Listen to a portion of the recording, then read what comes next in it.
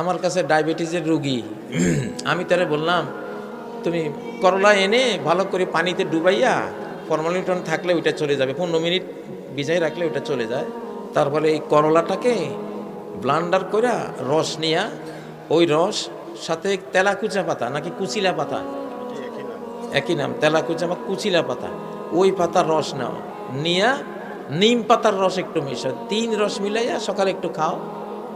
আর দুপুরে বা বিকালে তুমি সজনা পাতাকে শুকাইয়া গুঁড়া কইরা 2 চামচ পানিতে গলাইয়া খাইয়া নাও। তোমার ডায়াবেটিসের 14 গোষ্ঠী তোমার জীবন থেকে পালাবে।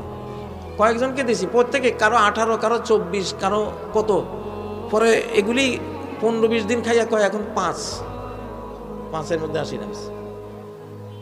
গোটা বাংলাদেশ হলো ওষুধের ডিসপেন্সারি।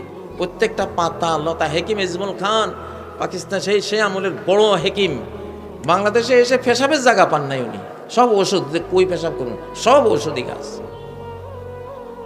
এইরকম এগুলি খাইলে এসব ক্যান্সার ইত্যাদি এইসব জিনিস সহজেই, কোনো কৃত্রিম ওষুধ খাবেন না। সিনথেসিস ওষুধ, এলোপ্যাথিক প্রায় সব ওষুধে হলো কৃত্রিম সিনথেসিস। রিয়াকশান আছেই, যে কোনো ওষুধের একটা রিয়াকশান। এগুলি যত বেশি খাবেন তত মরবেন, যত কম খাবেন তত ভালো থাকবেন। ডাক্তাররা তো খেপে যাবে আমার এই কথা শুনলে। খেপে গেলে কিছু নেই ভাই।